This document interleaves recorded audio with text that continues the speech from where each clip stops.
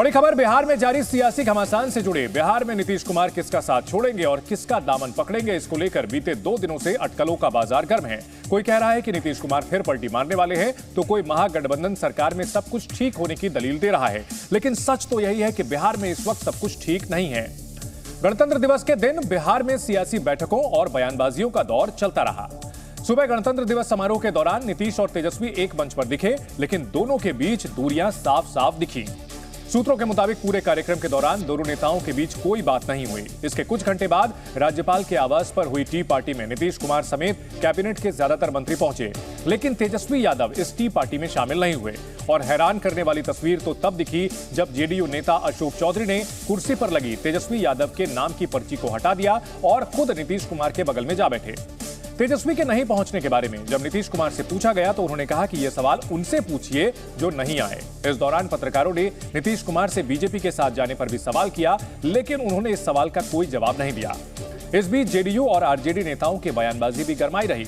RJD नेता मनोज झा ने कहा कि अफवाहों को शांत करने के लिए नीतीश कुमार को अपना स्टैंड क्लियर करना चाहिए। मनोज झा के सवाल का जवाब देते हुए जेडीयू ने कहा कि बिहार सरकार में सब ठीक है। बिहार में जारी सियासी उठापटक पर दिल्ली में बीजेपी के बड़े नेता भी नजर आए और बैठकों का सिलसिला लगातार जारी है। बिहार की सियासी हलचल पर दिल्ली में बीजेपी मुख्यालय में एक अहम बैठक चल रही है। इस बैठक में केंद्रीय गृह मंत्री अमित शाह और बिहार बीजेपी के कुछ नेता भी शामिल हैं। इससे पहले बीजेपी के बिहार प्रभारी विनोद तावड़े के घर पर भी बैठक हुई। इस बैठक में बिहार बीजेपी अध्यक्ष सम्राट चौधरी, नेता प्रतिपक्ष विजय कुमार सिन्हा और पूर्व डिप्टी सीएम तारकिशोर प्रसाद भी मौजूद थे। बिहार के पूर्व डिप्टी सीएम और बीजेपी नेता सुशील मोदी ने कहा कि बिहार के हालात पर हमारी पूरी नजर बनी हुई है। सुशील मोदी ने कहा कि राजनीति में कभी कोई दरवाजा बंद नहीं होता। वहीं बीजेपी के विधायक ज्ञानेंद्र सिंह ज्ञानू ने दावा किया कि अगले 48 घंटों में बिहार सरकार बदल जाएगी। और इस बड़ी खबर पर हमारे 2 सहयोगी हमारे साथ बने हुए हैं। दिल्ली से हमारे सहयोगी रविंद्र हमारे साथ हैं और बिहार की राजधानी पटना से हमारे सहयोगी प्रशांत झा हमारे साथ हैं। प्रशांत, क्या चल रहा है आखिर पाटलिपुत्रा की धरती पर? आरजेडी कह रही है कि नीतीश स्टैंड क्लियर करे, जेडीयू की ओर से कहा जा रहा है कि सब कुछ ठीक है। हो क्या रहा है? देखिए चंदन, आरजेडी के सवाल का नीतीश कुमार ने आज 4 बजे राजभवन में जब हाई टी पार्टी चल रही थी तो स्टैंड क्लियर कर दिया था। जैसे ही नीतीश कुमार वहां पहुंचे, तेजस्वी यादव वहां नहीं पहुंचे, जो प्रोटोकॉल के आधार पर सीएम के चेयर के बगल में उनका चेयर लगाया गया था, वहां पर उनके नाम की पर्ची लगाई गई थी। जब वहां पर तेजस्वी यादव नहीं पहुंचे तो सीएम ने इशारे से अशोक चौधरी, जो भवन निर्माण मंत्री हैं यहाँ पर बिहार में, उनको अपने पास बुलाया और अशोक चौधरी ने आते ही उस पर्ची को फाड़ करके फेंक दिया और खुद उस चेयर पर जाके बैठ गए। इससे साफ हो जाता है कि नीतीश कुमार के बगल का जो चेयर था, जिस पर अभी तक डिप्टी सीएम तेजस्वी यादव बैठते थे, उस जगह पर अशोक चौधरी बैठ गए हैं। यानी अब आरजेडी से नीतीश कुमार का कोई लेना देना नहीं है और नीतीश कुमार ने अपना मन बना लिया है, अपना स्टैंड क्लियर कर लिया है कि उनको महागठबंधन में नहीं रहना है। उनको महागठबंधन से अलग होकर के एनडीए जब उनके लिए दरवाजा खोल चुकी है तो वो एनडीए के साथ चले जाएंगे। और इसका जो फैसला है चंदन, ये कल हो जाएगा। कल जब यहाँ पर जो बीजेपी के स्टेट एग्जीक्यूटिव की बैठक हो रही है, उस बैठक का फैसला, और उसमें जो विनोद तावड़े हैं बिहार के प्रभारी हैं, वो जब अपन केंद्र के फैसले को बता देंगे, उसके बाद वहाँ से वो फैसला जब नीतीश कुमार तक पहुँचेगा तो नीतीश कुमार के घर विधायक दल की बैठक होगी।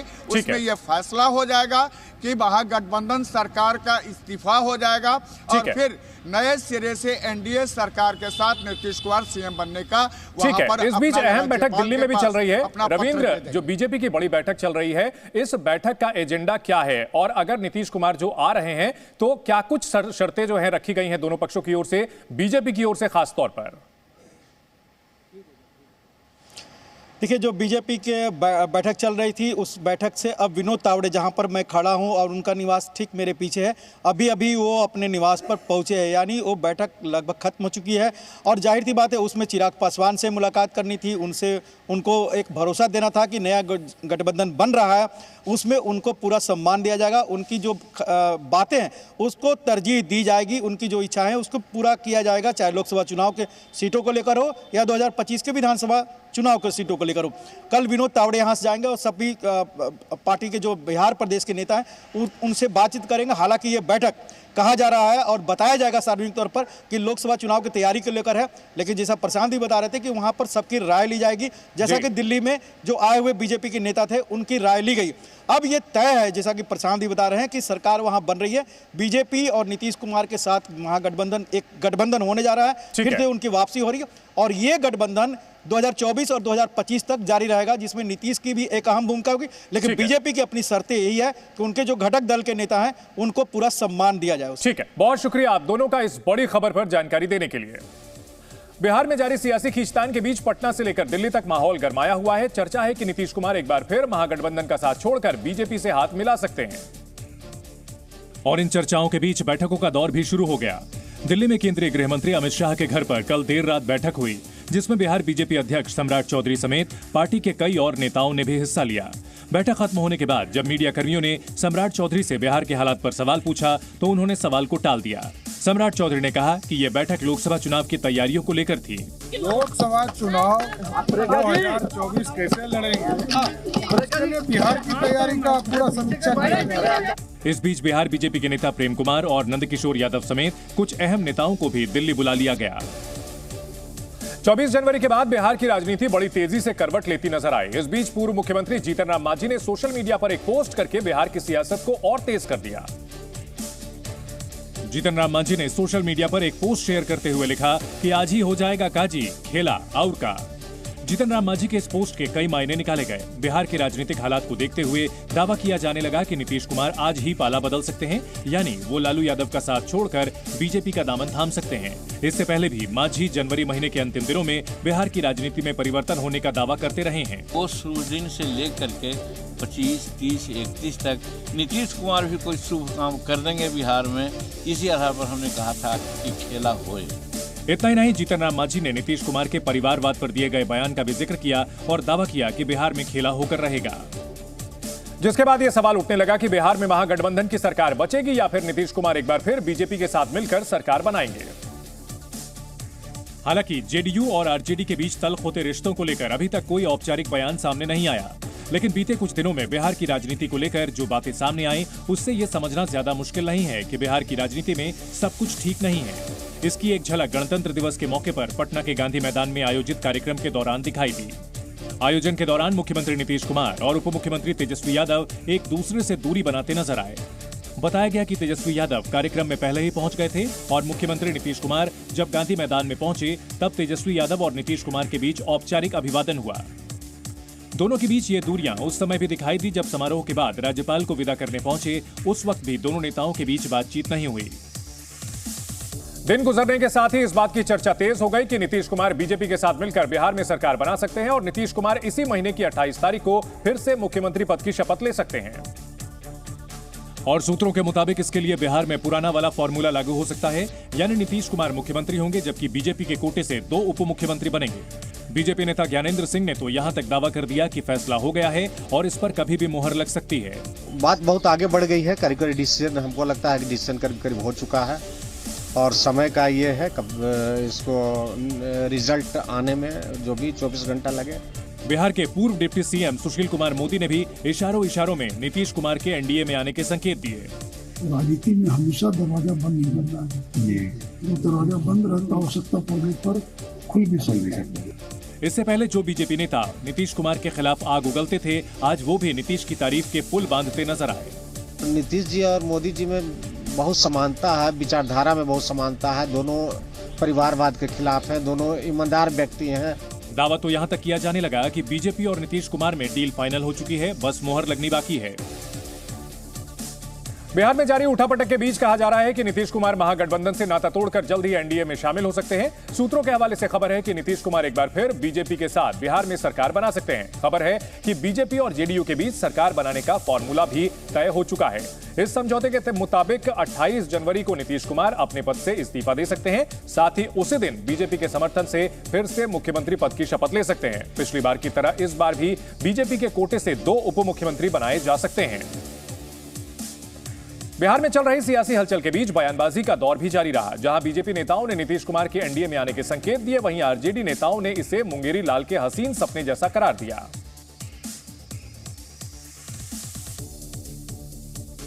बिहार के श्रम संसाधन मंत्री सुरेंद्र राम ने नीतीश कुमार के बीजेपी के साथ जाने की अटकलों को खारिज कर दिया। उन्होंने कहा कि नीतीश कुमार के लिए बीजेपी लार टपका रही है, लेकिन इसमें बीजेपी कामयाब नहीं होगी। ना ऐसा नहीं। जो है नीतीश बाबू इंडिया गठबंधन के बड़े लीडर हैं और सब लोग, सभी गठबंधन के सभी दल इनको मान सम्मान देते हैं। आरजेडी नेता मनोज झा ने भी महागठबंधन में दरार की खबरों को झूठा बताया। तो मैं समझता हूँ इस तरह की चीजें जो चल रही है मीडिया में ना, वो निराधार ही दिखती है। भले ही आरजेडी नेता लाख दावे करें कि महागठबंधन में सब कुछ ठीक है, लेकिन पिछले कुछ दिनों से जो खबरें आ रही हैं, उससे नीतीश और लालू के बीच की दूरियां साफ झलक रही हैं। बिहार में इस वक्त कोई भी पार्टी अकेले दम पर सरकार बना पाने की स्थिति में नहीं है, इसलिए बिना गठबंधन सत्ता की चाबी पाना नामुमकिन है। बिहार में विधानसभा की कुल 243 सीटें हैं और बहुमत के लिए 122 सीटों का आंकड़ा जरूरी है। मौजूदा नीतीश सरकार की बात करें तो महागठबंधन के पास आरजेडी के 79, जेडीयू के 45, कांग्रेस के 19, लेफ्ट के 16 और एक निर्दलीय को मिलाकर 160 विधायकों का आंकड़ा है। ऐसे में अगर नीतीश कुमार महागठबंधन का साथ छोड़कर बीजेपी का दामन पकड़ते हैं तो भी बहुमत का आंकड़ा पा सकते हैं। उस स्थिति में बीजेपी के 78, जेडीयू के 45, हिंदुस्तान अवाम मोर्चा के 4 और एक निर्दलीय की मदद से एनडीए 128 के आंकड़े पर पहुंच जाएगी, यानी बहुमत के जरूरी 122 से 6 ज्यादा।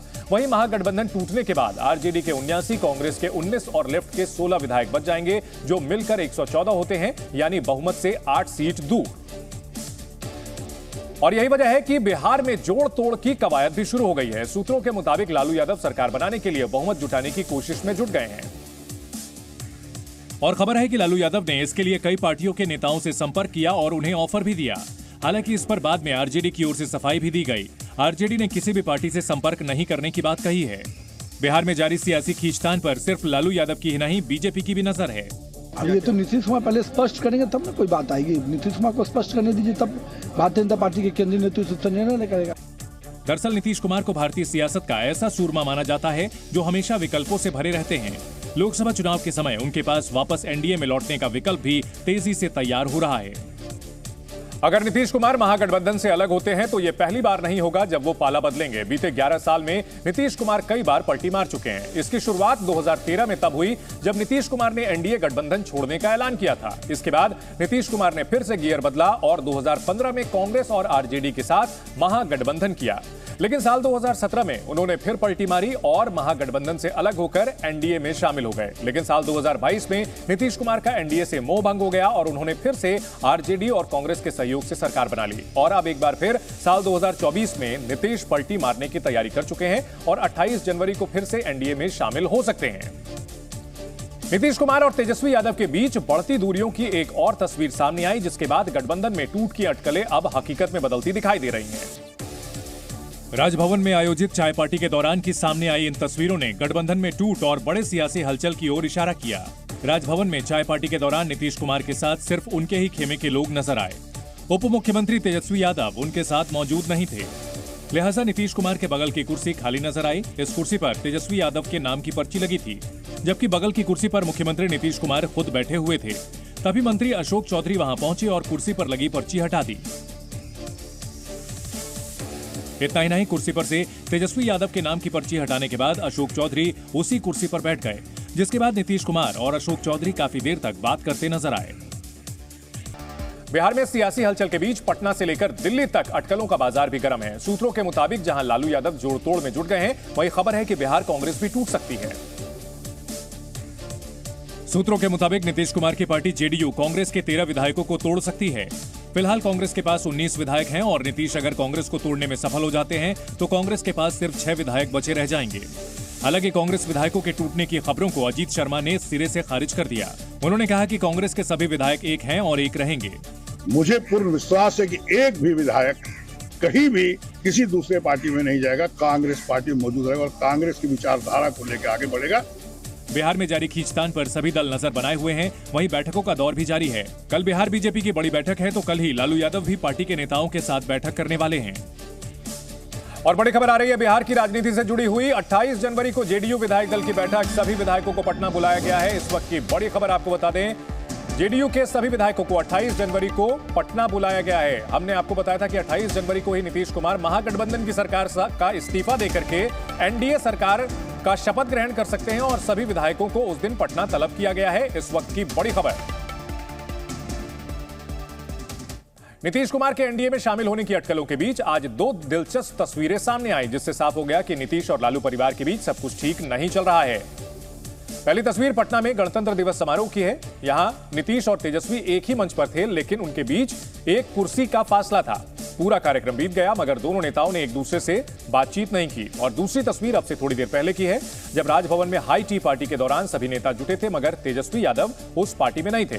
तभी जेडीयू के कोटे से मंत्री बने अशोक चौधरी नीतीश कुमार के पास पहुंचे और तेजस्वी के नाम का स्टिकर हटाकर उनकी कुर्सी पर बैठ गए। सियासी गहमा गहमी के बीच दावा किया जाने लगा कि नीतीश कुमार बीजेपी के साथ मिलकर बिहार में सरकार बनाएंगे और वो 28 जनवरी को ही मुख्यमंत्री पद की शपथ ले सकते हैं। ऐसे हालात में एनडीए में शामिल चिराग पासवान, उपेंद्र कुशवाहा जैसे नेताओं और उनकी पार्टियों के एनडीए में भविष्य को लेकर चर्चा जोर पकड़ने लगी है। सवाल उठने लगा कि इन नेताओं और इनकी पार्टियों का क्या होगा, क्योंकि नीतीश और चिराग के बीच की तलखी जगजाहिर है। हालांकि चिराग पासवान खुद बिहार में जारी सियासत पर नजर बनाए हुए हैं। मुझे लगता है एक बार परिस्थितियां पूरी स्पष्ट होंगी तो लोक जनशक्ति पार्टी रामविलास अपना रुख स्पष्ट करेगी। वहीं उपेंद्र कुशवाहा ने नीतीश कुमार के एनडीए में वापसी की खबरों पर तंज कसा। आएंगे, अगर गठबंधन के साथ आएंगे तो फिर लोकसभा चुनाव के बाद रहेंगे साथ में कि नहीं रहेंगे, यह भी एक बड़ा सवाल है। ऐसे में नीतीश कुमार के एनडीए में आने पर इन नेताओं का रुख कैसा रहता है, इस पर नजर रहेगी। श्री राम जन्मभूमि तीर्थ क्षेत्र ट्रस्ट ने राम मंदिर में भगवान राम की आरती का नया समय तय किया है। राम मंदिर में भक्तों की भीड़ को देखते हुए ट्रस्ट ने नया टाइम टेबल जारी किया है। रामलला की श्रृंगार आरती 4:30 बजे और मंगला आरती सुबह 6:30 बजे होगी। भगवान राम की भोग आरती दोपहर 12 बजे होगी। इसके बाद संध्या आरती शाम 7:30 बजे, भोग आरती 8 बजे और शयन आरती रात 10 बजे होगी।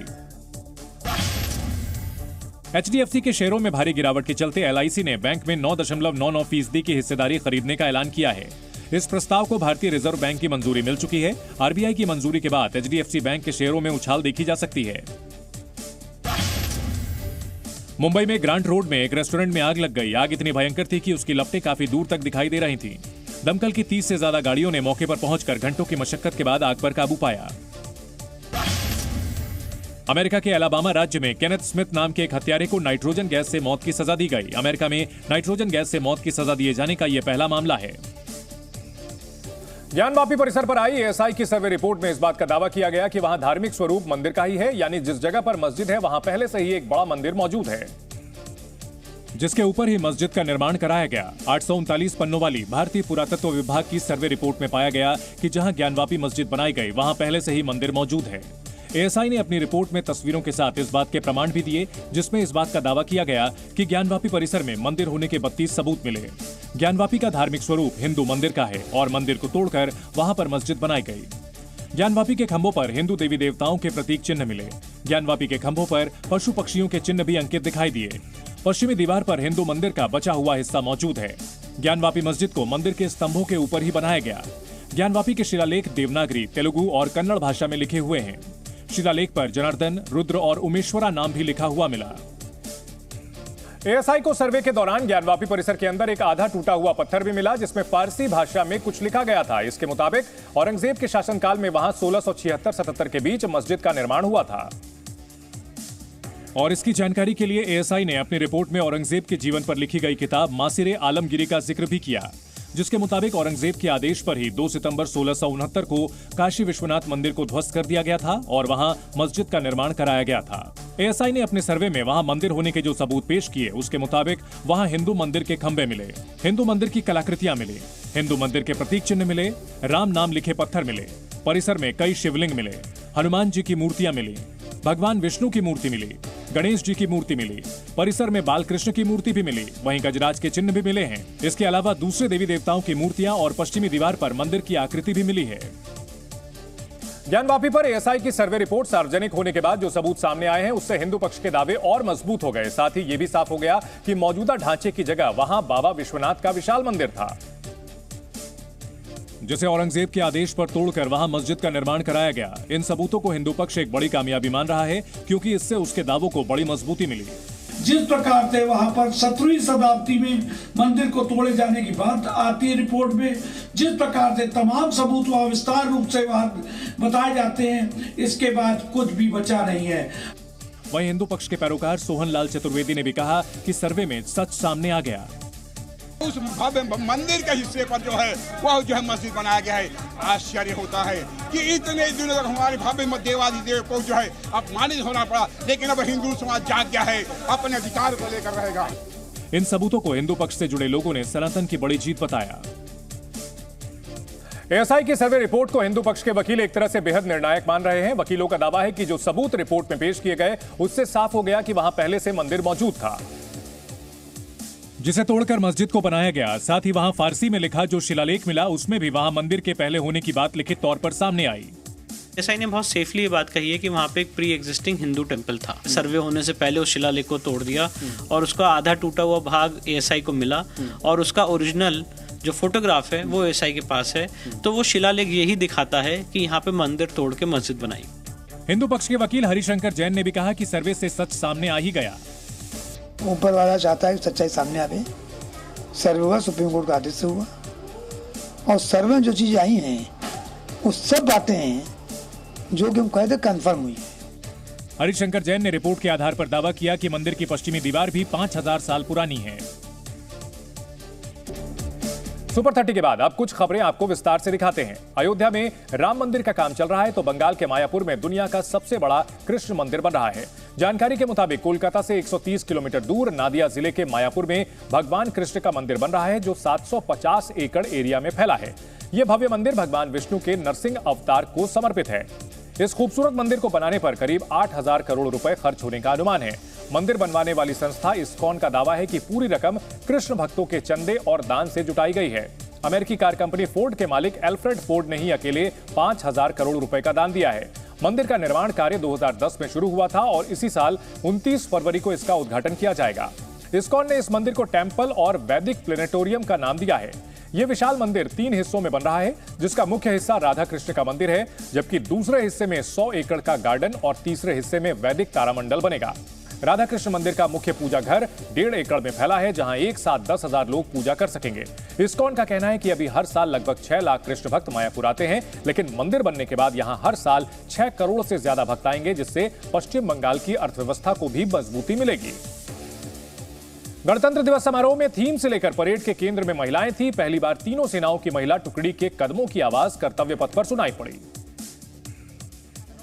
जिसका नेतृत्व कैप्टन संध्या कर रही थी।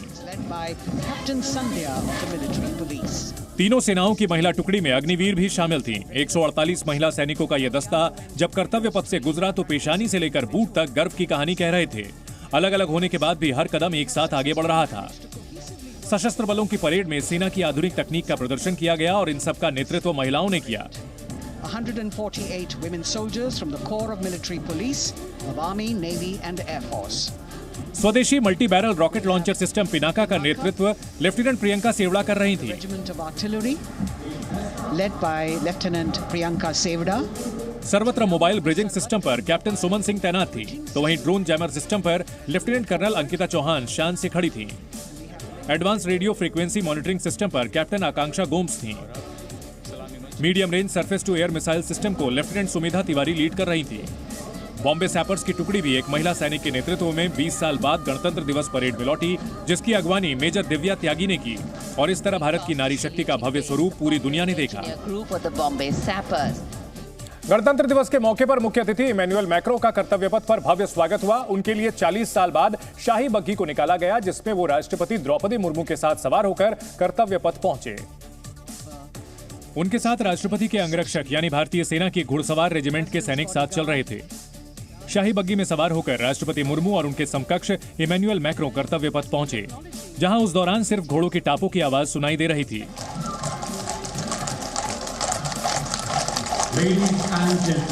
लाल मखमली आसन वाली बग्घी को 7 घोड़े खींच रहे थे।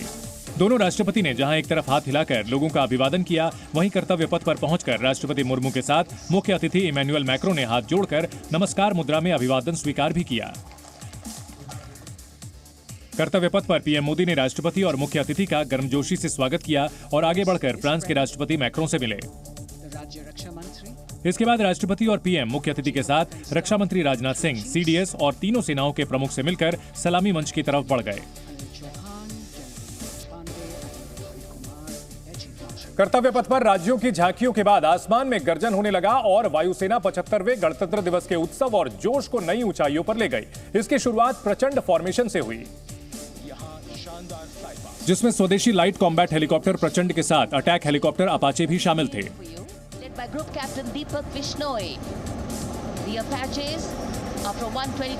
इसके बाद तंगेल फॉर्मेशन में हेरिटेज विमान डकोटा, 2 डॉर्नियर विमान दिखाई दिए। तो वहीं गणतंत्र के 75वें समारोह में वायुसेना के 6 जगुआर विमानों ने आकाश में अमृत फॉर्मेशन बनाई।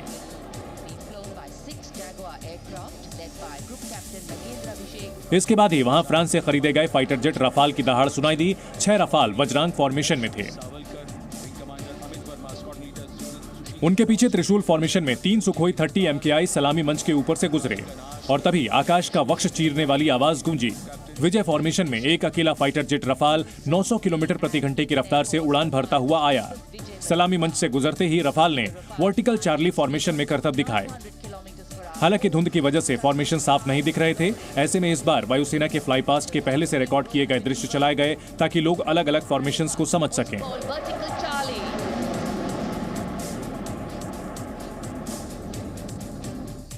इस बार गणतंत्र दिवस परेड की थीम थी भारत लोकतंत्र की मातृका और इसी थीम के आधार पर सारी झांकियां भी रखी गई थी। यहां तक कि परेड की शुरुआत भी महिलाओं ने ही की। ऐसा पहली बार हुआ जब 100 से ज्यादा महिलाओं ने कर्तव्य पथ पर परेड का शंखनाद किया।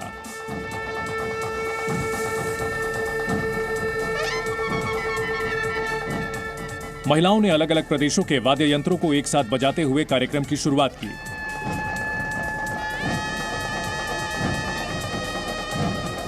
इसके बाद आई सभी झांकियों में कमोबेश महिलाओं को ही देखा गया।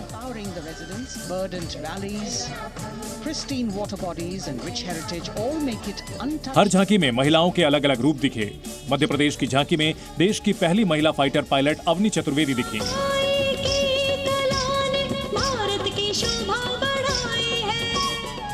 तो महाराष्ट्र की झांकी में शिवाजी महाराज को मार्गदर्शन देती राजमाता जिजाऊ को दर्शाया गया।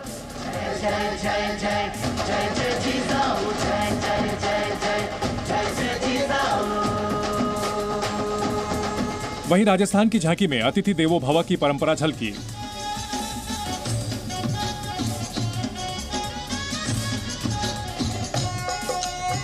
तो लद्दाख की झांकी में आइस स्केटिंग कर रही महिला खिलाड़ियों को दिखाया गया।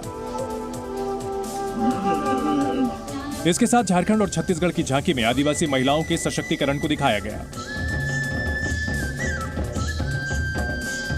झांकियों के बाद वक्त था 75वें गणतंत्र दिवस के उत्सव का और इस उत्सव की अगुवाई भी नारी शक्ति ने ही की। 1500 कलाकारों ने मिलकर कर्तव्य पथ पर अनेकता में एकता का संदेश दिया।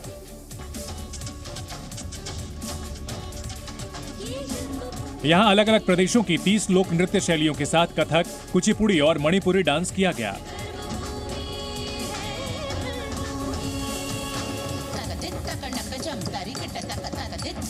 आज ऐसा लग रहा था मानो कुछ मिनटों के लिए पूरे भारत की संस्कृति आंखों के सामने आ गई।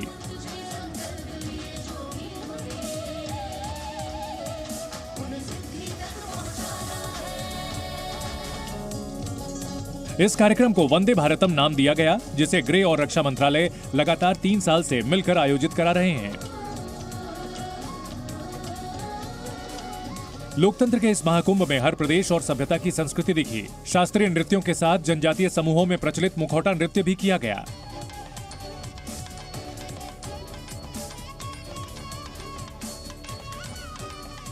एक तिरंगे के नीचे कला के इतने रंग देखकर हर कोई मंत्रमुग्ध था। गणतंत्र दिवस पर राष्ट्रपति भवन में एट होम रिसेप्शन का आयोजन किया गया। राष्ट्रपति द्रौपदी मुर्मू ने राष्ट्रपति भवन में एट होम रिसेप्शन दिया, जिसमें फ्रांस के राष्ट्रपति इमैनुअल मैक्रों, प्रधानमंत्री नरेंद्र मोदी और उपराष्ट्रपति जगदीप धनखड़ समेत कई बड़े नेता शामिल हुए। दिल्ली का बजट सत्र 15 फरवरी से 20 फरवरी तक चलेगा। 16 फरवरी को दिल्ली की वित्त मंत्री आतिशी बजट पेश करेंगी। दिल्ली सरकार ने बजट सत्र की फाइल उपराज्यपाल वीके सक्सेना को भेज दी है। उत्तराखंड में समान नागरिक संहिता के लिए बनाई गई ड्राफ्टिंग कमेटी 2 फरवरी को अपनी रिपोर्ट सरकार को सौंप सकती है। ड्राफ्ट कमेटी की रिपोर्ट मिलने के बाद सरकार इस रिपोर्ट को कानून, वित्त और न्याय विभाग के पास भेजेगी। मालदीव के राष्ट्रपति कार्यालय की ओर से एक बयान जारी किया गया है। बयान में मुइज्जू ने भारत की राष्ट्रपति द्रौपदी मुर्मू और प्रधानमंत्री नरेंद्र मोदी को गणतंत्र दिवस की बधाई दी। उन्होंने कहा कि मालदीव और भारत की दोस्ती सदियों पुरानी है। दुनिया के 2 ताकतवर नेताओं की दोस्ती की तस्वीरें गुरुवार को जयपुर से भी आईं, जहां प्रधानमंत्री नरेंद्र मोदी ने फ्रांस के राष्ट्रपति इमैनुअल मैक्रों की अगवानी की। जैसे ही मैक्रों अपनी कार से उतरे, वहां खड़े प्रधानमंत्री मोदी ने उन्हें गले लगा लिया। जयपुर में जंतर मंतर की सैर के बाद दोनों नेताओं की केमिस्ट्री रोड शो में भी दिखी। इसके बाद दोनों नेताओं ने विश्व प्रसिद्ध हवा महल के सामने यादगार तस्वीर भी खिंचवाई। मैक्रो ने अपने मोबाइल से मोदी के साथ सेल्फी भी खींची। फोटो सेशन के बाद दोनों दोस्त बाजार के दौरे पर निकले, जहां एक दुकान पर राम मंदिर का मॉडल देख इमैनुअल मैक्रो रुक गए। इसके बाद प्रधानमंत्री नरेंद्र मोदी ने अपने दोस्त को राम मंदिर का एक मॉडल तोहफे में दिया और इसके लिए भुगतान यूपीआई के जरिए किया। पीएम मोदी ने मैक्रो को क्यूआर कोड के जरिए यूपीआई से होने वाले पेमेंट के बारे में जानकारी भी दी। यूपीआई से होने वाले फटाफट पेमेंट को देख इमैनुअल मैक्रो बेहद प्रभावित नजर आए। इसके बाद दोनों नेता मार्केट में एक चाय की दुकान पर पहुंचे, जहां प्रधानमंत्री मोदी ने अपने मित्र को मिट्टी के कुल्हड़ में जयपुर की स्पेशल चाय पिलाई। इस दौरान दोनों नेताओं के बीच चाय पर हल्की फुल्की चर्चा भी हुई। आज जो भी टूरिस्ट आते हैं,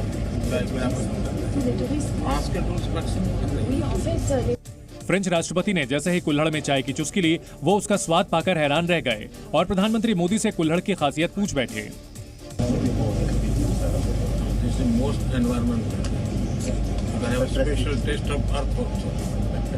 जब चाय के पैसे देने की बारी आई तो मैक्रो ने अपने मोबाइल से यूपीआई पेमेंट किया। इस यूपीआई पेमेंट में प्रधानमंत्री मोदी ने उनकी मदद की और बताया कि देखिए कैसे झट से पैसे दुकानदार को मिल गए।